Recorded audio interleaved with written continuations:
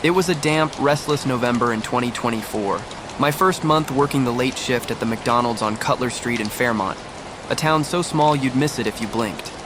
I was 20, juggling night shifts with online classes, learning, the ropes of the drive-thru headset, and the burn of hot oil on my wrists. The job was straightforward. Take orders, flip burgers, survive the 11 p.m. to 7 a.m. grind, but the quiet hours after midnight when the world felt hollow got under my skin. That's when the call came. A voice on the phone ordering a meal, so specific it felt like a ritual, droning on without pause. And what unfolded over the next few weeks, pieced together from order logs, old employee records, and my own creeping dread, turned my shifts into something I can't outrun, especially when the rain starts falling. The first call hit around 2 a.m. The restaurant empty except for the hum of the fryer and my coworker Lena wiping down counters. The phone rang, sharp and jarring, and I picked it up expecting a drunk, or a wrong number. "Welcome to McDonald's, what's your order?" I said, pen ready. The voice was flat, male, like he was reading from a script. 2 Big Macs, no lettuce, extra sauce, 1 Filet-O-Fish, no tartar, 3 apple pies, no cinnamon dust, 4 small fries, unsalted. I scribbled, trying to keep up, but he didn't. Stop, just kept adding, 10 McNuggets, no sauce, a vanilla shake, no whip, 2 Egg McMuffins, no egg, on and on, his voice never breaking, never hesitating. I tried to cut in, "Sir, can you slow down?" But he kept going, monotone, like he didn't hear me. After 5 minutes, the line went dead, no click, no goodbye, just silence.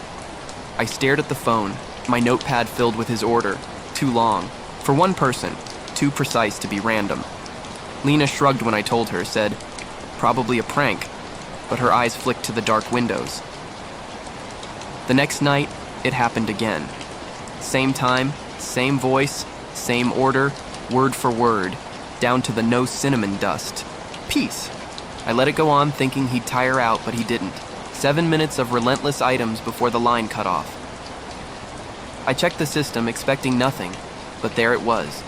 The full order logged at 2:03 a.m., no payment, no customer name, like it had typed itself.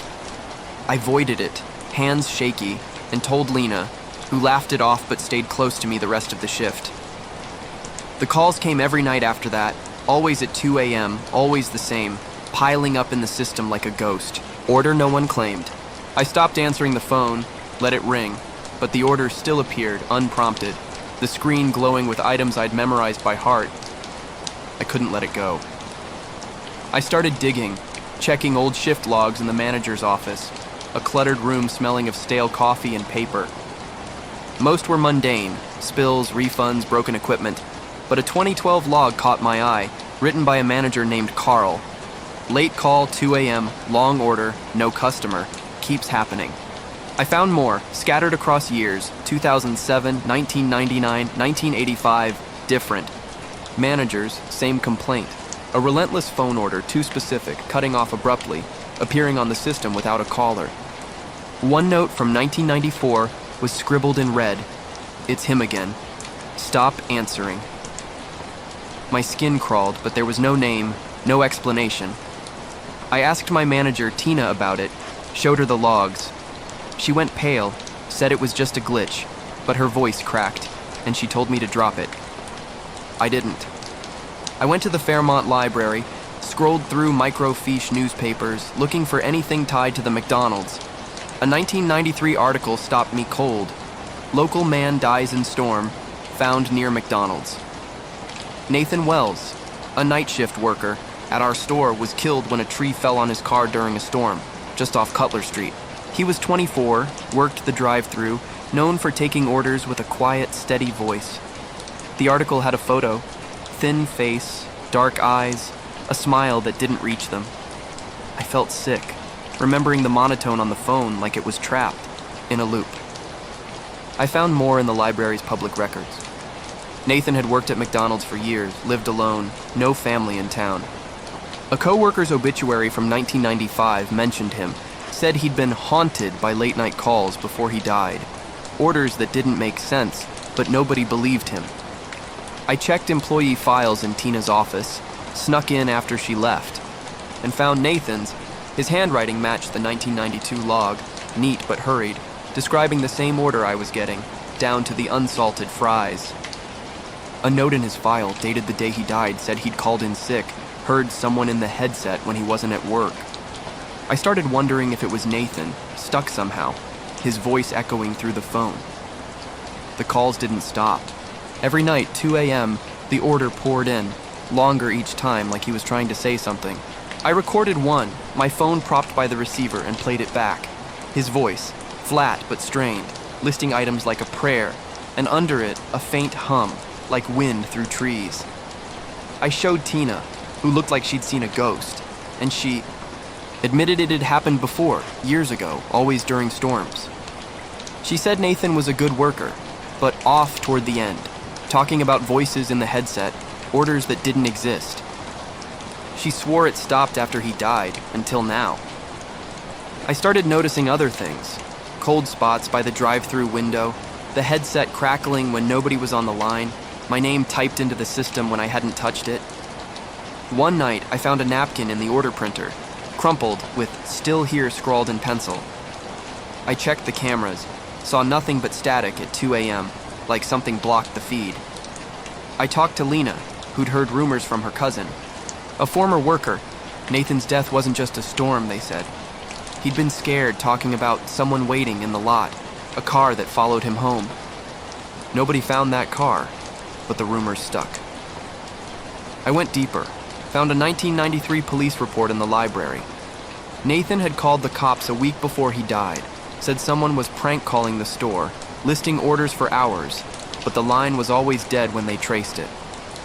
The report noted his car was found with the radio on, tuned to static, and a McDonald's receipt in the glove box for an order he never picked up.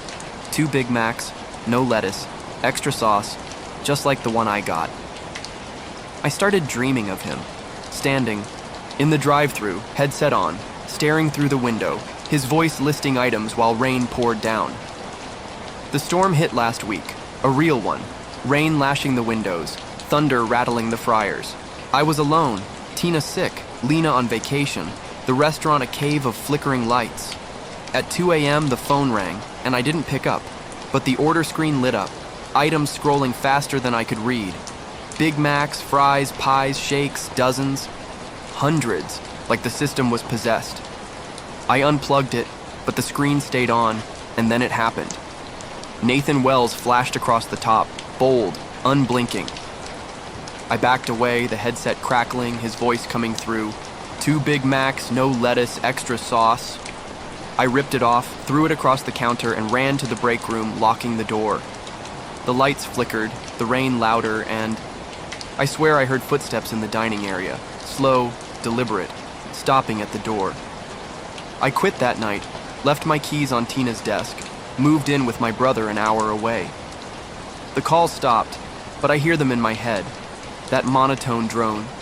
And when it rains, I feel him, Nathan, or whatever's using his voice, waiting.